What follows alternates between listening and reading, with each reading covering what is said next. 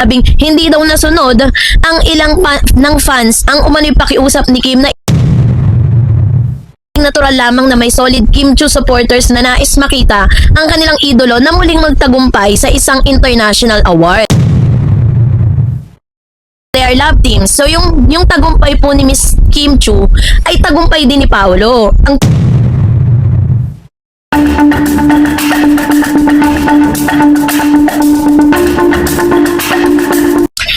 Aba, mga Kim Paulanja or mga fans ni Kim Chiu at ni Mr. Paolo Avellino, bakit nga ba tila nagtatalo-talo, no? At ano nga ba yung kanilang pinag-aawayan at nagbabangayan ngayon sila sa social media? So yan ang ating pag-uusapan maya-maya lang. But before that, so ito po, no, isa sa mga pinag-uusapan po ngayon ang patungkol kay Miss Kim Chiu and Mr. Paolo Avellino, kung saan ay sa social media ay halos nagbabangayan na ang mga fans ni Kim at saka ni Paolo na mas kilala bilang Kim Pao. Kasi alam naman natin na sa kanila po mga supporters, matindi yung suporta na pinapakita ng mga tagahanga ng Kim Pao sa kanila mga iniidolo. Ngunit may mga pagkakataon din na sa labis sa pagmamahal po nila ay at dedikasyon ng mga fans ay nagiging dahilan din yun para hindi sila magkaroon ng unawaan, no? O nagkakaroon sila ng misunderstanding or bangayan sa social media. Ito ngayon ang sitwasyong kinaharap ng ilang tagahanga ni na Kim Chiu at Paolo Avellino kaugnay ng botohan para sa Outstanding Asian Philippines category ng Seoul International Drama Awards this 2026. Ayon sa mga ulat ay nananatiling nangunguna si Paolo Avellino sa botohan, subalit kapansin-pansin din ang pagtaas ng boto ni Kim Chiu dahilan upang magkaroon ng debate at pagtatalo sa loob mismo ng fandom na sumusuporta sa kanilang dalawa. So yung pangyayaring ito ay nagpapakita kung gaano kalakas ang impluwensya ng fandom culture sa kasalukuyang panahon. Hindi na lamang simpleng pagsuporta sa artista ang ginagawa ng mga fan, para sa marami isa na rin itong misyong kampanya at minsan kompetisyon kailangang mapanalunan. So ang tanong ng marami, ano nga bang pinagmulan ng isyong ito? Pareho kasing nominado sina Kim Chiu at Paolo Avellino sa prestigious Seoul International Drama Awards 2026. Pareho silang may malaking fan base at pareho ring naging matagumpay sa kanilang mga project nitong mga nakaraang taon. So dahil dito, hindi nakakapagtaka na agad silang maging pangunahing contenders sa naturang botohan. Ayon po sa ulat, si Paolo ay may malaking lamang sa simula ng botohan. Gayunpaman, habang lumilipas sa mga araw, napansin ng mga tagahanga na patuloy na tumataas ang boto ni Kim.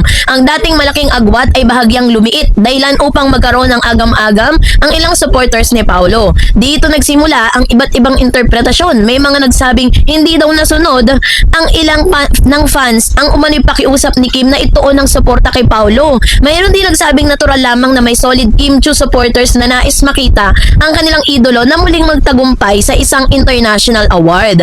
Hindi may kakailan na isa sa pinakamatagumpay na tambalan sa kasalukuyan ay ang Kim Pao. Ang tambalan ni Kim Chiu at Paolo Avellino ay nakabuo ng napakalaking fandom na hindi na lamang sa Pilipinas matatagpuan, kundi maging sa iba't ibang bahagi ng mundo. Ang kanilang chemistry sa telebisyon at mga proyekto ay naging dahilan upang marami ang humanga sa kanilang partnership para sa mga tagahanga. Hindi lamang sila dalawang artista, kundi simbolo rin ng teamwork, professionalism at mahusay na pag-arte. Subalit kapag lumalaki na, no, ang isang fandom, sabi nga, may mga posibilidad na pagkakaroon din ng iba't ibang opinyon. Hindi lahat ng miyembro ng fandom ay may mga parehong pananaw. May mga nakatuon kay Kim, may mga nakatuon kay Paolo at mayroon ding nakatuon sa tambalan mismo. So, ang tanong po ng marami, bakit nga ba talaga mahalaga ang botohan? Para sa ibang tao, maaaring simpleng online voting lamang ito, ngunit para sa mga tagahanga, higit pa rito ang kahulugan ng naturang kompetisyon. Ang panalo sa isang international award ay hindi lamang personal na tagumpay ng artista, ito rin ay simbolo ng pagkilala sa talento ng mga Pilipino sa pandaigdigang entablado. Kapag nanalo ang isang Filipino artist sa isang prestigious award-giving body tulad ng Seoul International Drama Awards, para na rin tayong nanalo sa buong industriya ng entertainment sa bansa. So dahil dito, naging emosyonal ang ibang fans sa bawat pagtaas at pagbaba ng porsyento ng boto. Sa panig ni Kim Chiu, sa ayon sa mga ulat na lumabas, lumilitaw na nais ni Kim Chiu na suportahan si Paolo sa naturang kompetisyon. Maraming tagahangang humanga rito dahil ipinakita umano ng aktres ang pagiging mapagbigay at supportive sa kanyang kalab team. Ngunit, hindi lahat ng fan ay sumunod sa parehong direksyon. May mga tagahangang naniwala na dapat ding manalo si Kim dahil sa kanyang mga naging kontribusyon sa industriya.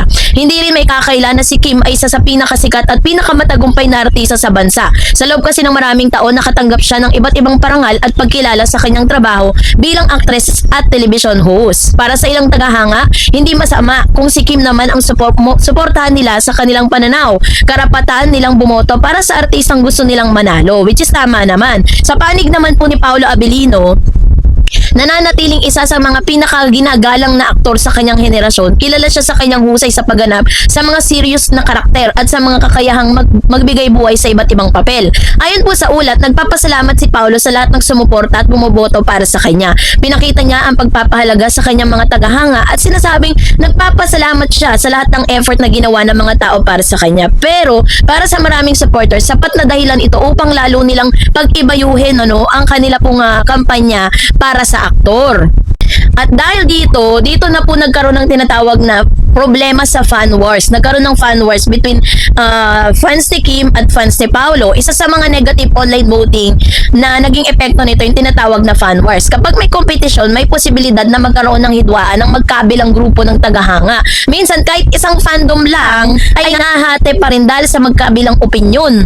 'Di ba? So, ito di lang nangyayari ngayon sa ilang bahagi ng Kim Paulandia. Habang may mga naniniwalang dapat suportahan si Paolo, mayroon ding naniniwalang walang masama kung si Kim ang kanilang iboboto. Ang problema ay kapag nauuwi ito sa personalan, paninira o pambabash. Yun po yung nagiging problema. Imbis na mag-focus po sila dun sa goal na maipanalo, na iboto at maipanalo si Kim or Mr. Paolo Abilino, mas nagkakaroon sila ng mas maraming energy at maraming time sa pagtatalo-talo at pag-aaway, at panlalaitan, paninira sa social media. Sa kasalukuyang panahon kasi ang social media ang pangunahing lugar kung saan nagaganap ang mga discussion, kung saan pwede nyong ibigay yung inyong mga opinion, kung saan meron kayong freedom to speak, 'di ba? Meron kayong freedom na magsalita, freedom na magbigay ng inyong opinion. Kaso nga lang, dahil sa sobrang freedom na meron po ang mga fan, nagkakaroon na ng tinatawag na fan wars, 'di ba?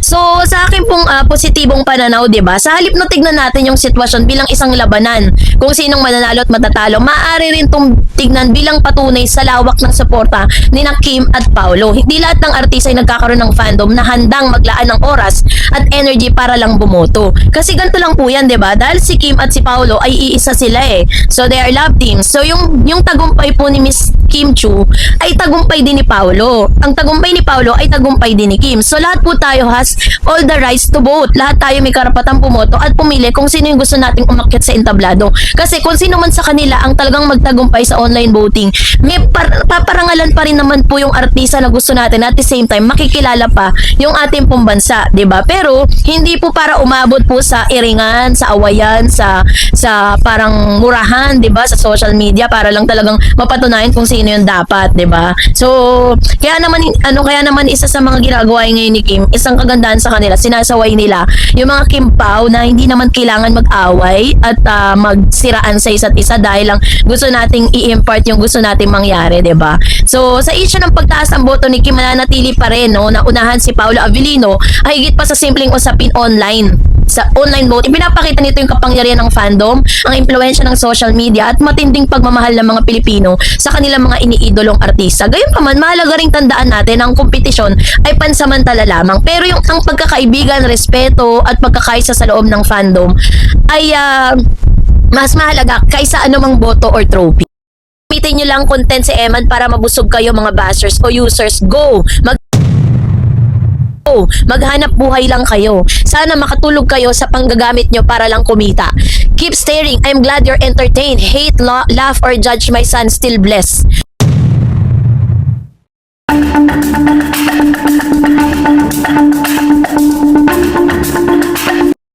Mr. Eman Bacosa Pacquiao. Bakit nga ba tila na beast mode dahil sa mga ganap na ito?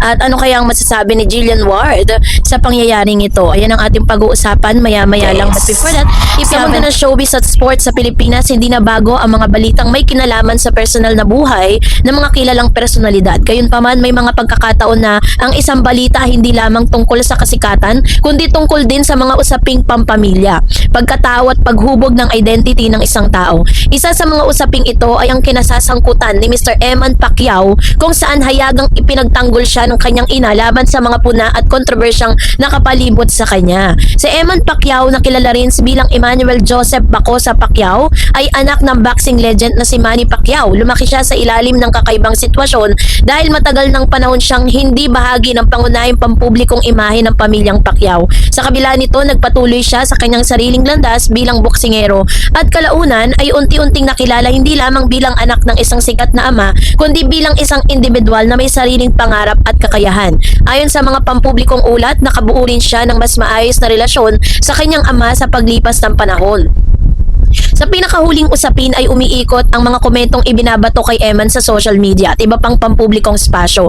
Bilang tugon, ipinagtanggol siya ng kanyang ina at binigyan diin ang mga pagsubok na kanyang pinagdaanan. Bago marating ang kanyang kasalukuyang kalagayan, sa halip na manahimik, pinili ng kanyang ina na magsalita upang maipakita ang panig ng kanilang pamilya at ipaalala sa publiko na may damdamin at pinagdadaanan din ng kanyang anak. Mula sa pananaw ng isang magulang, natural lamang ang ganitong reaksyon. Ang isang ina ay karaniwang handang gawin ang lahat upang proteksyonan ang kanyang anak mula sa mga hindi makatarungang panghusga. Hindi mahalaga kung ang anak ay isang ordinaryong mamamayan o isang taong nasa ilalim ng mata ng publiko. Ang instinct ng isang magulang na magtanggol ay panatiling at ay mananatiling pareho. Sa kaso ni Eman, mas naging komplikado ang sitwasyon dahil dala niya ang apelidong Pacquiao. Ang pangalang ito ay may kasamang matinding atensyon mula sa publiko. Kapag ikaw ay may kaugnayan sa isang pambansang icon tulad ni Manny Pacquiao, halos bawat kilos mo ay sinusuri, pinupuri o pinupuna. Ang mga tagumpay ay madalas ay kinukumpara sa mga naaabot ng iyong ama, ng isang ama, at ang mga pagkakamali naman ay mas napapansin kaysa sa karaniwang tao. Isa sa pinakamahalagang punto ng usaping ito ay ang konsepto ng pagkakakilanlan sa loob ng maraming taon. Kinailangan ni Eman na hanapin ang kanyang sariling lugar sa lipunan kasi hindi madali ang lumaki na may reputasyong kailangan panindigan, ngunit hindi naman ikaw ang nagbuo nito. Ang pangalan ng kanyang ama ay maaaring naging daan upang makilala siya, ngunit maaari rin itong maging mabigat na pasanin dahil sa napakataas na inaasahan ng publiko. So mahalaga ring tandaan na si Eman ay may sarili ring tagumpay sa larangan ng boxing. At hindi sapat na sabihin lamang na anak siya ni Manny. Kinakailangan niya mag-ensayo, mag-sacrifice, magtrabaho upang magkaroon ng sariling record bilang atleta. Ang bawat laban sa boxing ay hindi napapanalunan dahil lamang sa apelido. Kailangan pa rin ng disiplina, determinasyon at talento upang magtagumpay ang isang napakahirap na sports. Sa kabila ng may ilan ding nagsasabi na bahagi ng pagiging public figure ang pagtanggap sa mga kritisismo. Totoo man naman ito na sa isang antas, kapag nasa public ka, ang iyong buhay ay hindi maiiwasan ng iba't ibang opinyon. Ngunit may malaki din pagkakaiba ang makatwirang kritisismo at personal na pag-atake. Ang una ay maaaring makatulong sa pag-unlad ng isang tao, samantalang ang ikalawa ay maaaring magdulot ng isang emosyonal at psychological na pinsala. Sa panahon ng social media, napakadali kasing magbigay ng komento nang hindi iniisip ang epekto nito sa ibang tao. Maraming netizen ang mabilis manghusga batay lamang sa mga larawan, video clip o balita. Madalas na nalilimutan ng ilan ang mga personalidad na pinag-uusapan. So, masakit para kay Joanna Rose Bacosa ang mga batikos na natatanggap ng kanyang anak na si Mr. Eman Bacosa Pacquiao matapos itong matalo sa laban kay Rodelyn Perez para sa Philippine Boxing Federation lightweight title. Idinaos ang kanilang boxing match sa DRP Sports Complex, Muntinlupa City noong linggo ng gabi, July 21st, 2026. Hindi napigilan ni Joanna na sumagot sa bashers ni Eman sa pamamagitan ng kanyang social media post. Gamitin niyo lang content si Eman para mabusog kayo mga bashers o users. Go! Maghanap buhay lang kayo. Sana makatulog kayo sa panggagamit nyo para lang kumita. Keep staring. I'm glad you're entertained. Hate, laugh, or judge my son, still blessed. Pinuri rin ni Joanna ang inasal ng isang boxing referee sa round 2 ng laban ni Eman at Rodelyn. Sa ate Joanna, publish as is. Dahil sa round 2, hinayaan ng referee kahit foul na baliwala kay ref. Suntukin ng likod ng ulo ni Eman. Wala man lang minus. Kung kayang suntukin na maraming beses sa likod ng ulo, ano kaya mangyayari? Sabi niya.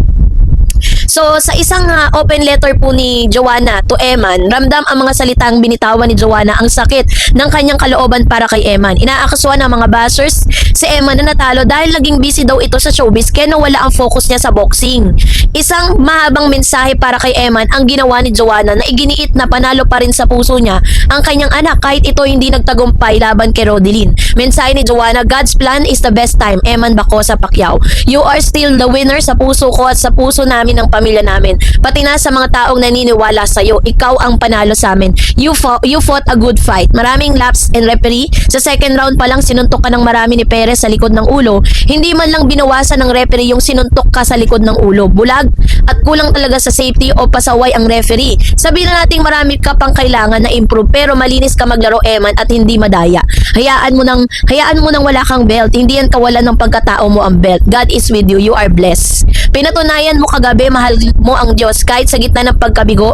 Dahil hindi ka nanalo, ay nananatiling matibay ang pananalig mo sa Panginoong Diyos. Pinupuri mo siya sa itinaas. Yan ang anak ng Diyos. Hindi lang sa mabuti, ang pagpupuri, pati sa gitna ng pagsubok ay nananatiling matatag ang pananampalataya sa Diyos.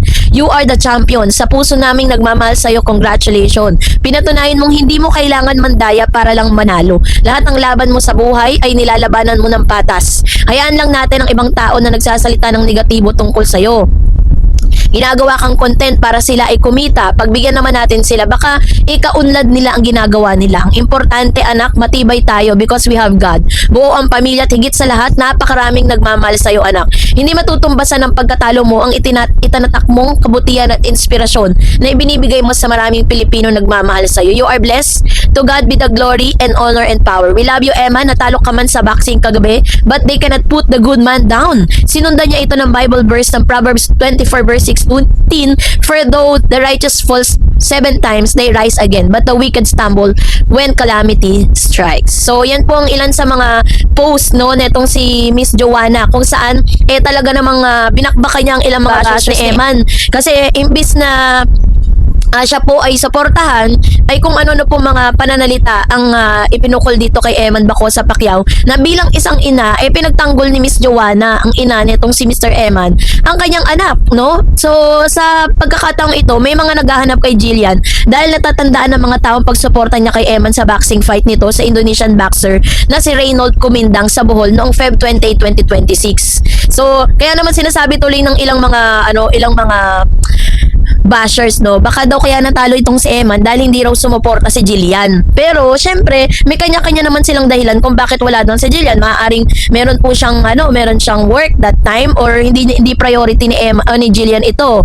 So kaya naman na syempre to the rescue po yung nanay nitong si Mr. Eman Bacosa Pacquiao, dahil sinabi niya nga na kahit natalo yung kanyang anak, but still sa puso niya ito pa rin ang champion. So kaya